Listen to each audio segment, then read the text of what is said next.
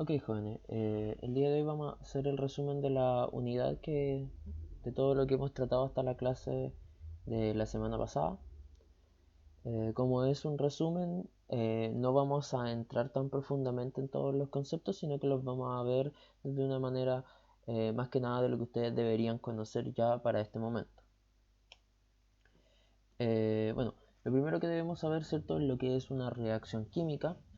Eh, Recuerden que definíamos una reacción química como un cambio que se producía, ¿cierto?, ante la interacción de dos sustancias. Este cambio, ¿cierto?, debía llevarse a cabo por la producción o destrucción de algún tipo de enlace, eh, y lo que debe cambiar, ¿cierto?, es la naturaleza química de las sustancias que están involucradas. Eh, Recordemos, ¿cierto?, que en una reacción química se absorbe o se libera energía, eh, ¿cierto? Y siempre va asociada, ¿cierto?, a un reordenamiento de los átomos que están involucrados. ¿Ok?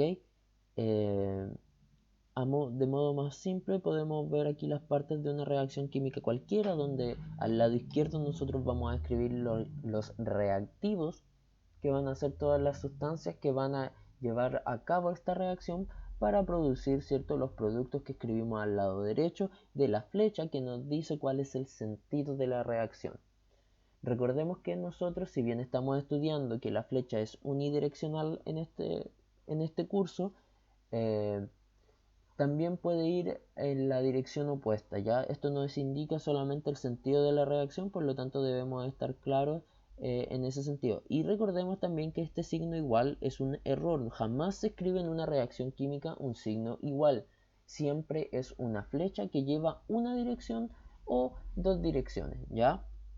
Entonces eso es importante. Hablamos de los tipos de reacciones que podemos encontrar en una reacción química, y los tipos de reacciones que nosotros vamos a estudiar por lo menos son combustión, síntesis y descomposición. ¿Ya? Recordemos que la combustión es aquella reacción que libera una gran cantidad de calor y que necesita un combustible y un comburente para llevarse a cabo.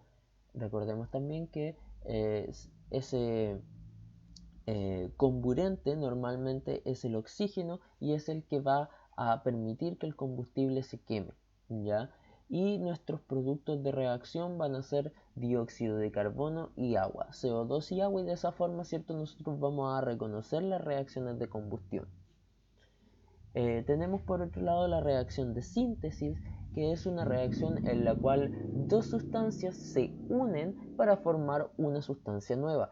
La palabra lo dice, síntesis, es cuando nosotros hacemos algo más pequeño, lo acotamos, ¿cierto? Tratemos de utilizar eso, ¿cierto?, como una forma mnemotécnica para recordar de qué se trata la reacción de síntesis. Por otro lado, tenemos la reacción de descomposición, que es lo opuesto a la síntesis. Descomposición, descomponer, romper. Es cuando una molécula se divide en las partes o en las sustancias o en los elementos que la componen. ¿Ok? Entonces eso sería una reacción de descomposición, lo opuesto a la reacción de síntesis. También vimos, ¿cierto?, por otro lado, lo que es la notación de Lewis, que se basa, ¿cierto?, en la teoría del señor Lewis, y que lo que nos dice es que los electrones que van a formar los enlaces son los electrones que se encuentran en la última capa de energía del átomo, en los orbitales, ¿cierto?, más lejanos, donde se encuentran los electrones más alejados del núcleo. Esos electrones se van a conocer como electrones de valencia, y estas capas o estos orbitales van a ser las capas de valencia. ¿Cómo se escribe un átomo de acuerdo a la notación de Lewis? Debemos recordar que se escriben con puntitos los electrones que se encuentran en la última capa de valencia. Y aquí tenemos varios ejemplos. Por ejemplo, el magnesio tiene 2, por lo tanto yo escribo 2 puntitos. El cloro tiene 7, escribo 7. Aluminio 3, 3, ¿cierto?, que pueden ser escritos de distintas formas. Oxígeno 6, y ahí, ¿cierto?, tenemos cómo se escribe. Aunque en teoría, ¿cierto?, nosotros podemos escribir los puntitos como se nos ocurra. Más adelante vamos a ver cómo se escribe esto cuando estamos hablando de una molécula y no de un átomo solo aislado. Entonces, para poder recordar la notación, para poder escribir de forma efectiva la notación de Lewis, debemos recordar lo que es la configuración electrónica, ¿ya? Los orbitales de la configuración electrónica, entonces eso debemos repasarlo si es que no tenemos, si es que no lo recordamos, ¿cierto? Completamente. 1s2, 2s2, ¿cierto? 2p6, 3s2, 3p6, 3d10, etcétera, etcétera, etcétera, ¿cierto? Con nuestra escalerita que nos permite determinar la configuración electrónica para poder saber, ¿cierto? Cuáles son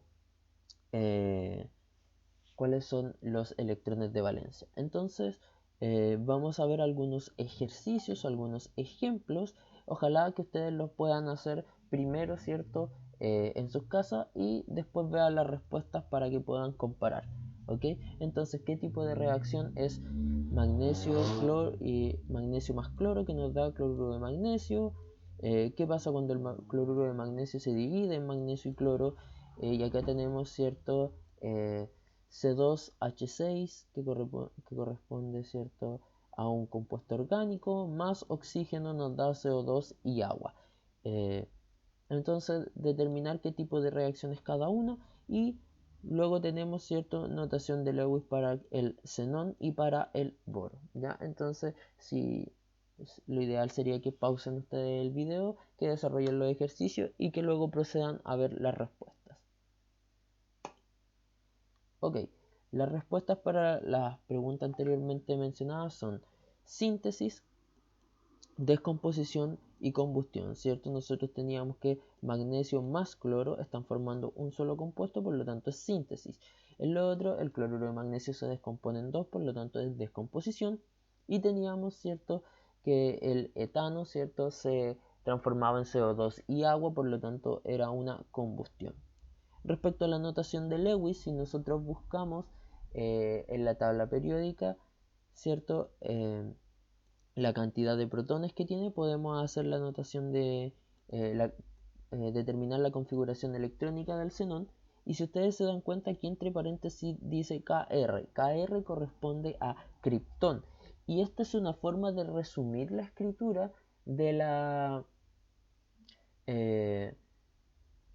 configuración electrónica, en la cual yo escribo el gas noble que se encuentre antes del elemento del cual yo quiero escribir la configuración electrónica. Entonces se asume que están todos los ciertos orbitales hacia atrás, o sea, aquí está el 1s2, 2s2, 2p6, 3s2, 3p6, 3d10, 4s2.